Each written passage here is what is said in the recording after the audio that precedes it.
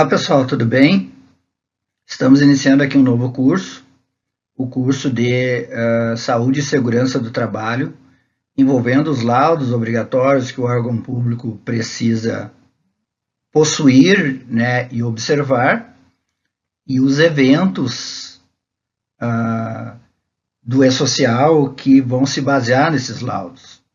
Então, o curso, a gente vai identificar quais os laudos que são obrigatórios para os órgãos públicos com base em suas contratações.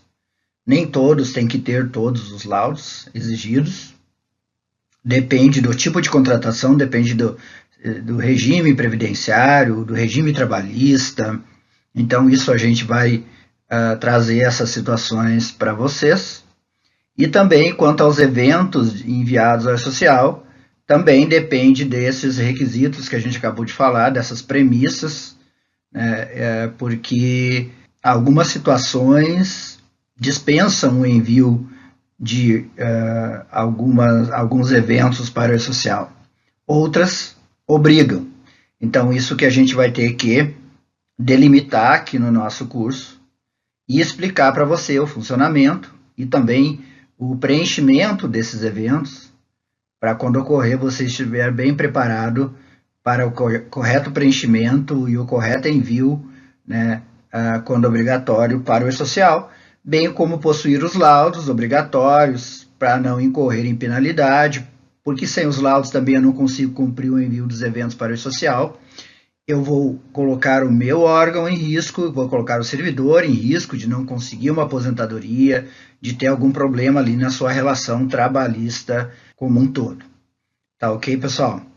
Esse é então um slide de apresentação, né, onde a gente fala em demonstração do gerenciamento do ambiente de trabalho, que é o objetivo dos laudos obrigatórios, laudos de gestão do ambiente de trabalho e do consequente envio dos eventos para o E-Social para cumprir com todas essas obrigações.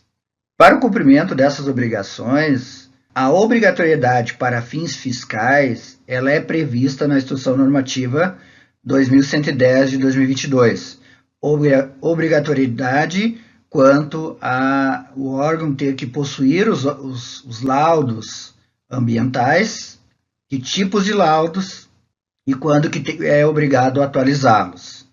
Quanto aos eventos do E-Social que serão enviados, aí a gente vai ter o manual do E-Social que vai nos dizer e estabelecer os prazos, estabelecer o que precisa ser preenchido, que tipo de informação que vai constar de cada um dos eventos para cumprir com essa obrigação. Então, na Instrução Normativa 2110 de 2022, é uma legislação previdenciária, onde no artigo 230 nós encontraremos essas questões relacionadas à obrigatoriedade de possuir os laudos, de gerir o ambiente de trabalho do trabalhador, né? E também quais os laudos aí que são obrigatórios segundo cada tipo de situação que se apresentar. O artigo 230 nos traz ali os laudos obrigatórios para diversas atividades. Nós vamos nos atentar aos órgãos públicos, que têm como laudos obrigatórios o PGR, Programa Gerenciador de Riscos, o PCMSO, Programa de Controle Médico da Saúde Ocupacional, o LTCAT, Laudo Técnico de Condições Ambientais de Trabalho, e um documento que se chama CAT, Comunicação de Acidente de Trabalho, que é uma obrigação previdenciária. Todos esses laudos serão obrigatórios em determinadas situações, e isso que a gente vai ver no decorrer do curso. Agora eu vou falar um pouquinho sobre cada um dos laudos. Então, já dando algumas dicas para que tipo de trabalhador aí que se aplica, né? O PGR, Programa Gerenciador de Riscos, o órgão público que possuir servidores seletistas e ou estagiários deverá obrigatoriamente possuir o PGR, Programa Gerenciador de Riscos, que é um programa que gerencia os riscos dentro do órgão público. Riscos de quê? De acidente, de doença de natureza profissional, né? De evitar que o trabalhador se afaste do trabalho em virtude dessas ocorrências. Então, é um programa onde vai ser analisado o ambiente de trabalho e vai ser proposto programas que minimizem os riscos a que os trabalhadores estão expostos durante o horário de trabalho dentro do ambiente onde eles executam os seus serviços. O Programa de Controle Médico da Saúde Ocupacional é um laudo que tem por objetivo monitorar a saúde do trabalhador. Através do quê? Através dos ASOs, Atestado de Saúde Ocupacional, admissional, demissional, periódico, de retorno ao trabalho, de mudança de função e os complementares. Então, o PCMSO tem essa função de exigir do empregador o controle da saúde, o monitoramento da saúde do trabalhador, né, para que ele esteja sempre apto a prestar os seus serviços dentro da unidade do empregador. Tá? Então, esse é um dos laudos que tem essa função de monitoramento durante todo o contrato de trabalho da saúde do trabalhador. E nas mais variadas situações, porque a gente tem pelas normas regulamentadoras do Ministério do Trabalho já a exigência de exame médico admissional, demissional, periódico, de retorno ao trabalho, de mudança de função, mas o PCMSO vai além disso, ele vai mapear no órgão público as demais atividades onde tem necessidades de exames complementares. Quem trabalha com raio-x tem que fazer exames de 6 em 6 meses, a biografia. Quem trabalha com atividades endêmicas, fazer exame daqui a pouco uma vez por mês. Né? Então, tem uma série de outras atividades que vão, daqui a pouco, demandar um controle mais de perto da saúde do trabalhador. E esse é um laudo que também obriga, obrigatoriamente, na verdade, se aplica a seletistas e estagiários. Então, não se aplica a todo tipo de trabalhador, mas só a trabalhador seletista, que é regido pela CLT, e a estagiários, que é regido lá pela Lei 11.788 de 2008. Um terceiro laudo, de natureza previdenciária, que tem origem lá nos artigos 57 e 58 da Lei 8.213 de 91, é o laudo técnico de condições ambientais de trabalho, que foi criado com o intuito de averiguar se o trabalhador exposto a agente nocivo tem direito à aposentadoria especial ou não. Então, essa é a principal função do laudo técnico de condições ambientais de trabalho, mais comumente chamado de LTCAT.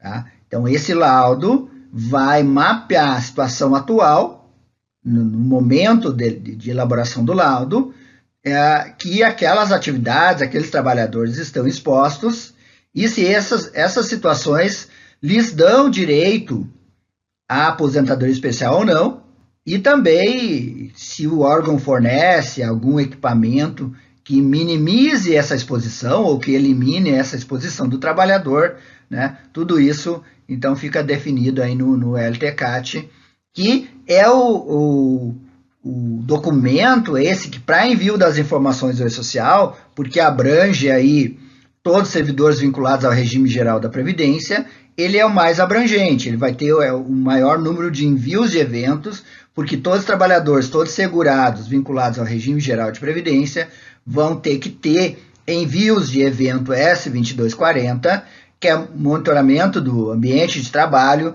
e dos fatores de risco que tem naquele ambiente de trabalho, onde o trabalhador executa suas tarefas diariamente para o empregador.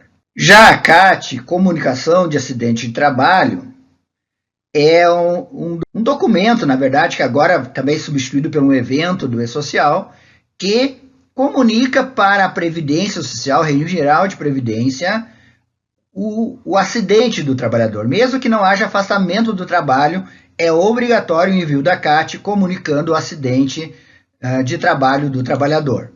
Tá? Então, esse nós vamos ver mais detalhadamente quando a gente exemplificar o evento S2210, que é justamente o evento que vai levar as informações do acidente de trabalho, da doença de natureza profissional, para dentro da base do INSS. No parágrafo 2º, lá do artigo 230 da Instrução Normativa 2110 de 2022, nós temos que os órgãos públicos que não possuem trabalhadores regidos pela CLT estão desobrigados de apresentação de alguns laudos, do PGR e do PCMSO, por exemplo. Ele ficaria sujeito somente ao laudo LTCAT, laudo técnico de condições ambientais de trabalho, e a apresentação da CAT quando houvesse acidente de trabalho. Tá? É isso que está dizendo aqui o parágrafo 2º do artigo 230 da Instrução Normativa 2110 de 2022. Então, os servidores estatutários do órgão público, os CCs, cargo de comissão, né, os temporários, contratados por excepcional interesse público, os agentes políticos segurados do regime geral de previdência, eles não são objeto de informação, objeto de obrigação para o órgão público de ter PGR ou PCMSO. Eles se enquadram somente na obrigatoriedade de estarem incluídos no LTCAT, laudo técnico de condições ambientais de trabalho, porque é um laudo que monitora se o servidor, se o segurado terá direito ou não à aposentadoria especial perante o INSS, se enquadrar em uma das situações ensejadoras do benefício de aposentadoria especial, aí previstos na norma, né, que trata aí da aposentadoria especial. Então aqui esse quadrinho busca aí resumir a situação do órgão público em relação às suas contratações. Então, se possível, pelo menos um empregado seletista, né, ele tem que ter todos os laudos, porque para o seletista ele tem que ter PGR, Programa Gerenciador de Risco, ele tem que ter obrigatoriamente o PCMSO, Programa de Controle Médico da Saúde Ocupacional, e como o seletista é vinculado obrigatoriamente ao regime geral de previdência, ele também tem que possuir o LTCAT, Laudo Técnico de Condições Ambientais de Trabalho. Tem que enviar a CAT se houver acidente de trabalho ou doença de natureza profissional, e todos esses laudos vão consubstanciar o INSS para fornecer a aposentadoria especial, para montar o perfil profissiográfico previdenciário do trabalhador. Tá?